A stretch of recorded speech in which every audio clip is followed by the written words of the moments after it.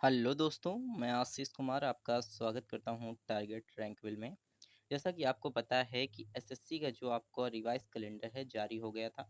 लेकिन हम बात करने वाले हैं कि एसएससी स्टेनोग्राफर की जो वैकेंसी आई है, उसके फॉर्म कब से फिलअप होंगे और कब तक चलने वाली है, साथ ही इसकी क्वालिफिकेशंस क्या रहने वाली है और आपका एग्ज़ाम पैटर्न किस तरीके का होगा, आपकी एज लिमिट क्या माँग रहा है, इसी के साथ सैलरी कितनी होती है और इसी के साथ हम सिलेबस की भी बात करेंगे, आपकी क्वालिफ़िकेशंस की भी बात करेंगे। तो इस वीडियो पर सारे डिस्कस होंगे, तो इसलिए अगर आप चैनल पर नए हैं, तो चैनल को सब्सक्राइब करें, अपने दोस्तों के साथ शेयर ज़रूर करें। आइए हम लोग देखते हैं क्वेश्चंस हमारे क्या-क्या हैं। तो पहले तो हम एग्ज़ाम की समरी देख लेते हैं।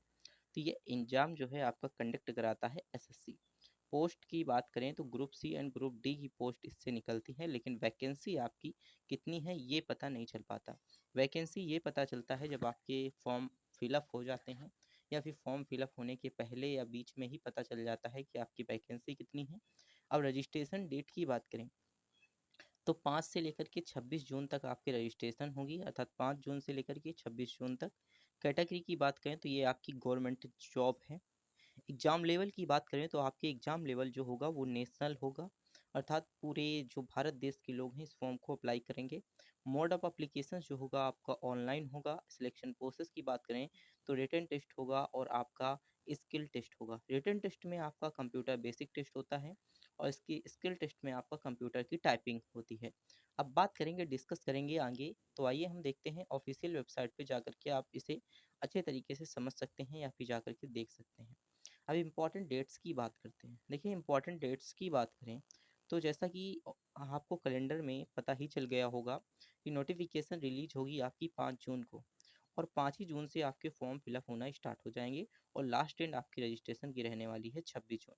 Last date to making online to payment आप करेंगे तो 27 जून तक आप पेमेंट को कर सकते हैं। मतलब एक दिन आपको टाइम मिलेगा पेमेंट का ज़्यादा।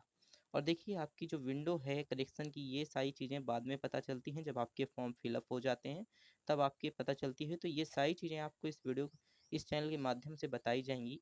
तो चैनल पर नए हैं तो चैनल को सब्सक्राइब जरूर कर लीजिएगा, ताकि ऐसी नोटिफिकेशंस जो आपकी आती हैं तो वो सारी चीज़ें आपको पता चल सकें। अब एग्ज़ाम डेट जो होगा, आपका एग्ज़ाम जो कंडक्ट कराएगी तो वो 6 से 11 अगस्त 2025 तक आपका एग्ज़ाम डेट जो है कंडक्ट कराएगी, जो आपकी एसएससी है एग्ज़ाम को कंडक्ट कराएगी। अब ये वैकेंसी की बात करते हैं तो देखिए, वैकेंसी पिछले ईयर्स अच्छी खासी वैकेंसी आई थी। तो इस ईयर कितनी वैकेंसी आ सकती हैं ये तो अनुमान लगाया जा सकता है, लेकिन सटीक आपको वैकेंसी नहीं बताई जा सकती। तो देखिए, यहाँ पर 2024 में आपकी ग्रुप सी की केवल वैकेंसी आई, ग्रुप डी की 0 वैकेंसी आई थी।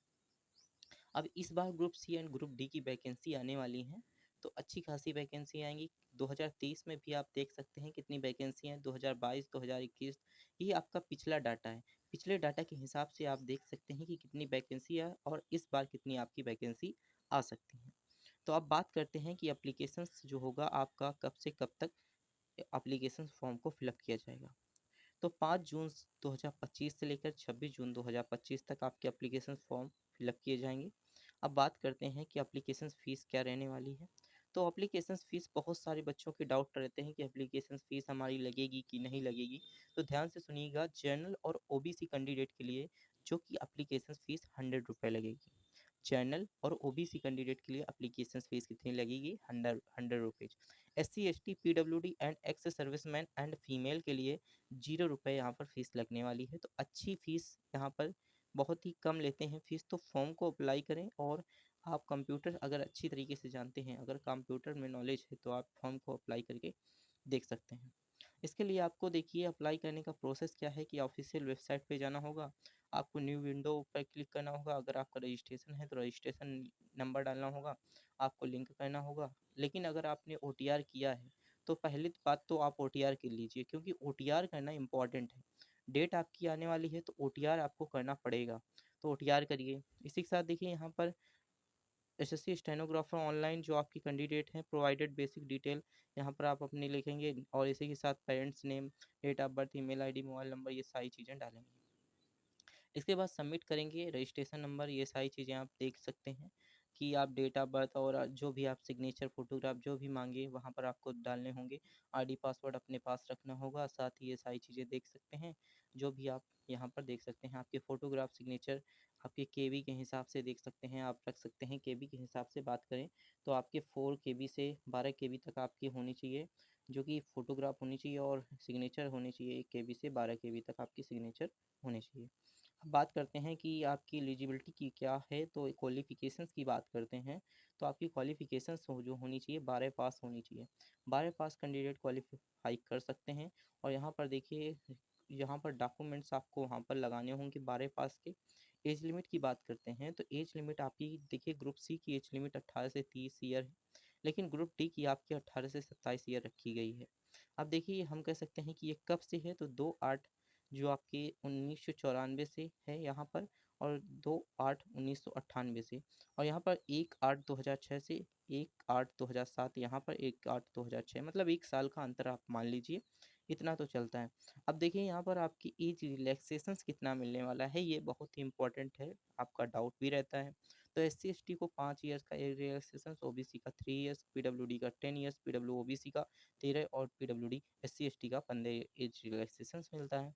एक्स सर्विसमैन का देख सकते हैं। इसके बाद डिफेंस, जो वापस डिफेंस से आए हैं, मतलब डिफेंस में जो आपके अग्निवीर के जो बच्चे हैं वो देख सकते हैं, वो सारे अप्लाई कर सकते हैं फॉर्म को।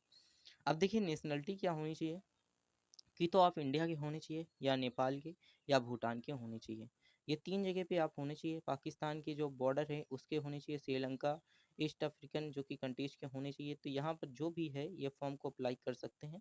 और देखिए, ये बढ़िया अच्छी खासी वैकेंसी आती है अगर आपको कंप्यूटर की नॉलेज है। बता दूं कि अगर आपको कंप्यूटर की नॉलेज है तो आप फॉर्म को अप्लाई कर सकते हैं। सिलेक्शन प्रोसेस की बात करते हैं तो सबसे पहले आपका कंप्यूटर बेसिक टेस्ट होगा, उसके बाद स्किल टेस्ट होगा, जिसमें आपको स्टेनोग्राफी करना होगा। स्टेनोग्राफी आपको टाइपिंग यहाँ पर होगा, टाइपिंग टेस्ट होगा, ये सारी चीज़ें होंगी। एग्जाम पैटर्न्स की बात करते हैं तो exam pattern different level, first level में आपका एग्जाम पैटर्न्स होगा। अब एग्जाम पैटर्न की बात करते हैं कि आपका सिलेबस क्या क्या रहने वाला है। तो सिलेबस की बात करते हैं, general awareness, general intelligent and reasoning, और इंग्लिश लैंग्वेज एंड कंप्रेंशन।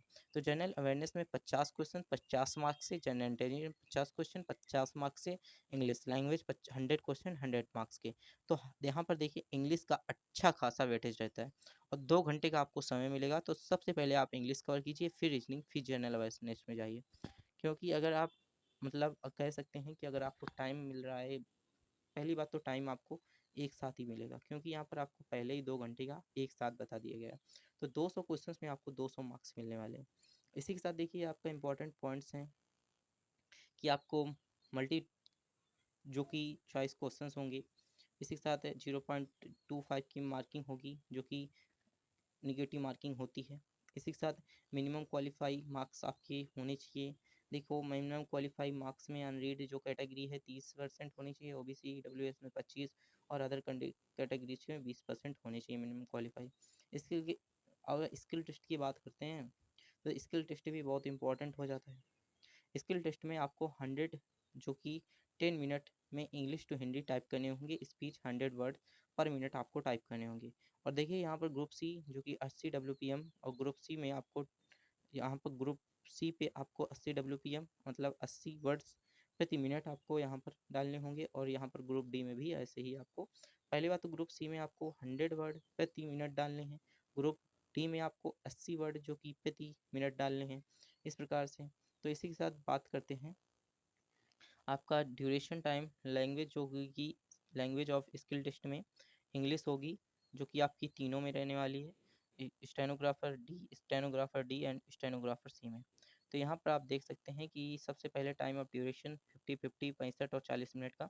इसमें आपको जो ड्यूरेशन है उसके candidate to always your the CBE para 7, यहाँ पर आप देख सकते हैं, अच्छी तरीके से समझ सकते हैं। इसी के साथ देखिए, यहाँ पर सारी चीज़ें आपको दी गई हैं। इसी के साथ आपका सिलेबस भी यहाँ पर जो कि दिया गया है, सिलेबस आप देख सकते हैं। जनरल अवेयरनेस में sports, economic, current affair, award and honours है, जो कि scientist, research, history, important dates, ये सारी ग्रामर, वोकेबलरी, सिंटोनिमस, एंटोनिमस। इसके बाद sentence structures, reading comprehension, para jumper. इसके साथ रीजनिंग में arithmetic comprehension, number series, visual memory, blood relation, इसी के बाद यहाँ पर डिसीजन मेकिंग, प्रॉब्लम सॉल्विंग, ये सारी चीज़ें आएँगी। सैलरी की बात करते हैं तो सैलरी का हमने अच्छा खासा यहाँ पर देखना है कि सैलरी क्या रहने वाली है। तो सैलरी की जो हमारे पास पे स्कोर रहेगा आपका ग्रुप सी का लगभग 93 से स्टार्ट होकर के 34,800 रहेगा। पे बॉन्ड रहेगा आपका 4200 से 4600। इसके बाद इनहेंस सैलरी आपकी 5200, बेसिक सैलरी आपकी 14,500। इसी के साथ देखिए यहाँ पर ग्रुप डी का भी आपको यहाँ पर सैलरी स्ट्रक्चर दिया हुआ है, तो लगभग आपके मान के चलिए 40,000 आपकी सैलरी रहने वाली है। एडमिट कार्ड आप जानते हैं कि रिलीज हो जाता है आपके 3 दिन पहले या 4 दिन पहले आपका एडमिट कार्ड आ जाता है। रिजल्ट की बात करें तो रिजल्ट तो आपका जब एग्ज़ाम हो जाएगा उसी के बाद आपका रिजल्ट डिक्लेयर होगा, तो रिजल्ट की टेंशन मत लीजिए, रिजल्ट आपका 1 या 1.5 महीने में आपका आ जाता है। कट ऑफ की बात करते हैं तो पिछले ईयर आपके जो 2023 में एग्ज़ाम हुआ था उसकी कट ऑफ को हमने यहाँ पर देखना है। तो कट ऑफ की बात करें तो ग्रुप सी के लिए, मतलब यहाँ पर ग्रेड सी के लिए 147 मान के चलिए लगभग कट ऑफ, और यहाँ पर ग्रुप डी के लिए 131। ओबीसी में यूआर में एससी एसटी आप देख सकते हैं, जिस भी कैटेगरी के हैं आप उसको देख सकते हैं कि आपकी जो कट ऑफ थी किस तरीके से थी। उसी तरीके से हमने सारी चीज़ें आपके साथ कवर की, कट ऑफ, रिजल्ट है, एडमिट कार्ड, इसी के साथ आपकी सैलरी, इसी के साथ आपका सिलेबस, इसी के साथ आपकी एग्ज़ाम पैटर्न्स और आपका स्किल टेस्ट किस तरीके का होगा। इसी के साथ हमने यहाँ पर बहुत सारी चीज़ें कवर की जो कि आपका सिलेक्शन प्रोसेस किस तरीके से रहने वाला है, आपकी नेशनलिटी क्या होनी चाहिए, आपके जो कह सकते हैं कि यहाँ पर एज लिमिट क्या होनी चाहिए, और इसी के साथ एजुकेशन क्वालिफिकेशंस आपकी क्या होनी चाहिए। और यहाँ पर हम बात करें तो यहाँ पर आपकी एसएससी स्टेनोग्राफर किस तरीके से फॉर्म अप्लाई करेंगे, आपकी फ़ीस क्या होने वाली है, और एप्लीकेशंस किस तरीके से आपको जो आपकी वैकेंसी है वो कितनी आएंगी, और हमने यहाँ पर इंपॉर्टेंट डेट्स के बारे में डिस्कस किया। तो ये सारी चीज़ें हमने डिस्कस की। तो इस प्रकार से देखिए, अगर आप चैनल पर नए हैं तो चैनल को सब्सक्राइब करें, और जो भी डाउट हो कमेंट बॉक्स में ज़रूर पूछें ताकि हम आपके डाउट्स को क्लियर कर सकें। साथ ही अपने दोस्तों के साथ शेयर करें ताकि उसका जो चैनल का आपका वेटेज है अपने दोस्तों तक पहुँचे, ताकि दोस्त भी इसका फ़ायदा उठा सके। इसी के साथ thanks for watching this video.